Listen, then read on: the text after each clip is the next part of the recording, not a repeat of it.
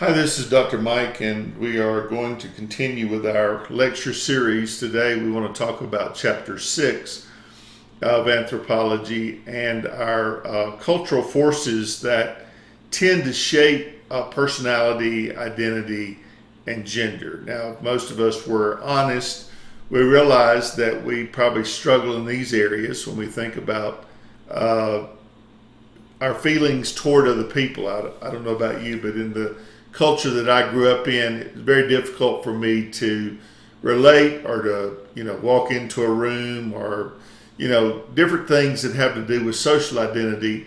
And we realize that our environment shapes and creates our personality. And also, we do see today a large number of people that battle with gender identity. And many of us look at that sometimes and say, well, how is that possible? That gender and sexuality can be so fluid, but I'm not sure if that is a function of the society that we live in. It definitely is the function of the culture that we live in, that at least people are much more open to talking about these things than they have been in past days. Your book talks about John Locke's idea of the tabula rasa, the blank slate. And that's a major question when a child is born into the world. How much personality do they have? What kind of things do they have that make them into who they become? Or are they born with a blank slate? In his book, An Essay Concerning Human Understanding, John Locke talks a great deal, and he holds that humans are born with minds that are empty of information as a blank slate, and what they become in life is written on that slate by their life experiences. I think we've come to realize in studying different fields like developmental psychology that that may be partially true, that children don't come into the world with all the learnings and things that they need, but they also come into the world with a genetic code that gives them this innate, many of these characteristics that we think about. If you have children, you realize that your child, even when they're a baby, they have built-in ideas and identity that reminds you so much of your grandmother or your mother, not only in looks, but in the way that they do things. And there's some things that are just stunning when you think about that some things are not learned, but they are genetic. And so I think very definitely this is where a lot of these ideas come in. I'm a firm believer that homosexuality is not a learned trait, that it is genetic. And if that is genetic, then that also has ramifications as a culture upon how we should treat people.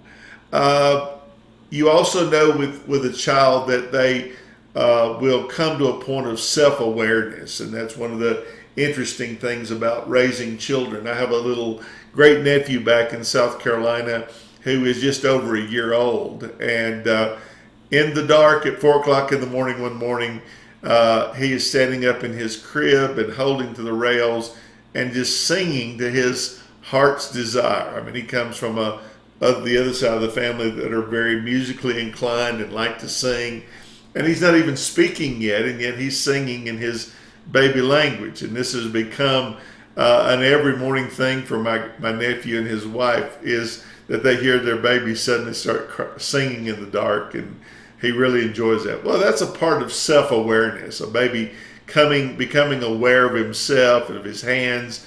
You've watched babies lie in a crib and play with their hands or play with their feet. That's all a part of this cultural development or development that babies go through.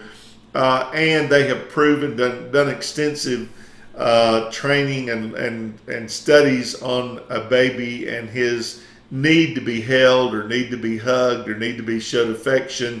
Those things all do have an effect on how a baby turns out in life and whether he is well adapted, how his personality develops. I would encourage you to take a developmental psychology class if you ever get the chance, because it is absolutely enlightening, and not just for babies, but there are certain standard processes and steps that human beings go through from birth to death and those are pretty well standard across the board. The idea of aging is a huge study now, and you can actually study the psychology of aging. In children, many societies will have a naming ceremony in which that naming is important. It carries with it a context and connotation. If you ever read the book Roots by Alex Haley, they talk about in Africa how that the family will go through a naming ritual in which that name really does mean something. I think in our society, maybe at the very best, all we do is maybe name a child after its grandfather or its father and mother, and that's about it. But in some societies, that's a very important part of the process. As children grow, as they develop their social identity, their personality, even as their gender, there is a normative type orientation. We use the word normal many times, but what is normal? That's one of those words that you can kind of stuff with any kind of idea you want to. What is normal may be normal in your household or in your culture, and it may be abnormal or not normal in another culture. Think about a child that's raised in a tribe in Africa being brought to America and try to fit into our family and learn the different cultures. You've all had that. You've been around either the Amish or the Mennonites, or maybe even outside of your community. People do things differently, and we tend to judge them incorrectly because they act differently. But the question we need to ask ourselves is how much of this has to do with a cultural difference. I mean, you can go from West Virginia and move to New York City. Do you think there's going to be a cultural difference? And think about the people in New York City that live in these ethnic pockets within the city. They came here. I mentioned to you in the document I sent you that people practice what they call chain migration. When you came over from places like Italy or Ireland or England or Germany, you tended to want to live around people of your culture, those that have your language, those that eat your particular ethnic foods, those that go to your particular kind of church. All those things are a part of the culture. And yes, religion is very culturally identified. If you lived in New England, you would be much more likely to be Episcopal or Roman Catholic or Congregational. If you live in West Virginia or in South Carolina, you'd be much more toward the more Protestant kind of denominations, like being a Baptist or a Methodist or a Pentecostal, because those are cultural things. People tend to worship even in the way that their families did. They followed their mother and dad's lead in those things. So these are all cultural understandings, and someone had mentioned that in the question about whether religion was indeed a part of the culture or not. It is very definitely. And then, of course, that breaks down in a lot of different ways. So what is a normative orientation? I think the ones that we wouldn't have a debate about would be understanding that a child walks at a certain age, he or she begins to talk at a certain age, they begin to dress themselves, they begin to feed themselves. Those are all normal things that if something happened that doesn't happen, then we get concerned about whether our child has other developmental problems or whatever. So these are a part of that. Plus, the social identity is important. With a child, the idea of play is vital. They've done studies that have indicated the point that kids that don't play are not normal. They don't follow normative patterns. Their personality does not develop. When you get into psychology and begin to study personality, it's fascinating because we have all kinds of personalities in our communities, from serial killers to people that are extremely pious and all those things. Those are studies within themselves about what is normal and what is abnormal. Personality is a huge trait. It is a huge part of the development. Some of it is genetic, some of it is learned. And I think that's important for us to know that. Training as we go along. A parent that does not seek to train their children will put them at a very distinct disadvantage. But when they go off to school and they have to socialize, that's one of the important things about children in school. Even the ones, if you homeschool your kids, you have to find ways to socialize them so that they learn to live around other human beings and they can understand and learn and grow in that personalization. There are dependence training and there's independence training. You want your child to be independent and be able to function by themselves and to grow and to do well. And then there's some things you want them to understand they're dependent upon other people. That is one thing about our culture. Many of you have mentioned that in your writings, that we are dependent upon our family structure. We're dependent upon our community structure. We're dependent upon our structure of our state in order to find our place within the culture where we can work and be happy and make a living and have a home and raise children. All those things are a part of the cultural identity of who you are. It'd be great for you to sit down sometime and to spend a minute just writing down how do you identify?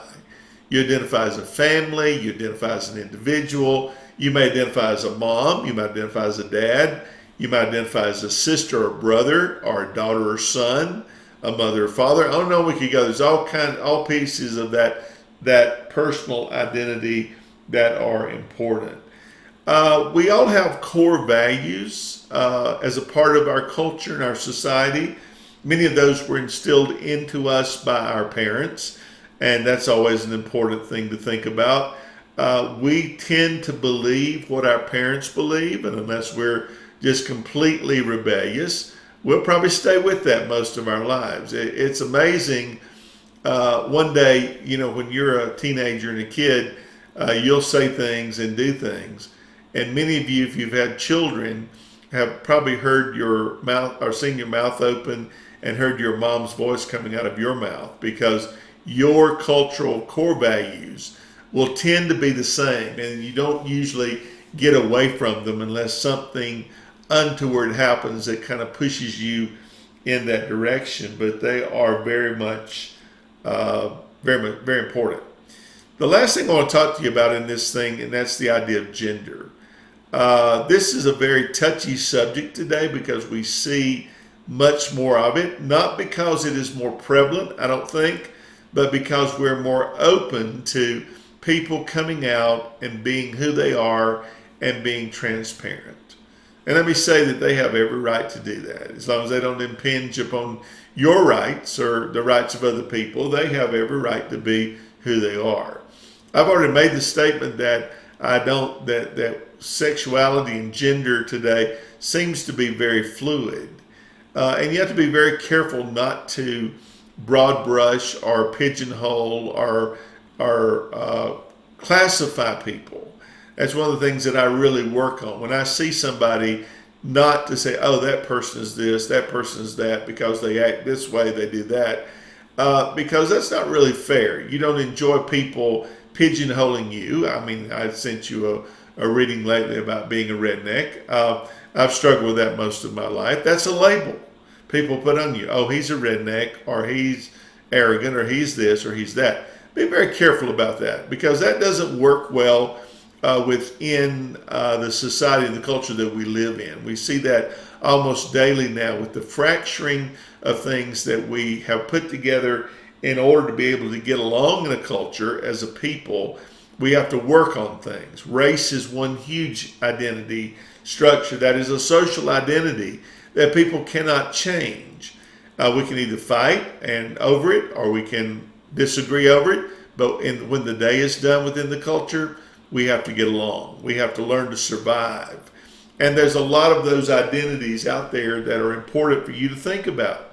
You may not like something, but that doesn't mean you don't have to work on getting along. If you're going to go into a workplace, you're going to work with all kinds of people with different identities. There'll be gay people there. There will be people of different races, different languages, people that don't smell good, people that, all kinds of things. People have to work and pay their bills and make a living. And so when they work in places, you have to learn to get along with them. And that is one of the parts of being a professional and of growing. If you want to get ahead in a company, then you're going to have to learn to get along with people. So as we look at this chapter, in chapter 6, with social identity, personality, and gender, there are a lot of issues here that we have to listen to and think about. And I hope that you definitely will do that during the days of this week as we think about that. And then I hope you'll take your text and keep it and go back and read more in the future than you have been able to in these 3 weeks, and learn more, because it is a very interesting subject. Thank you.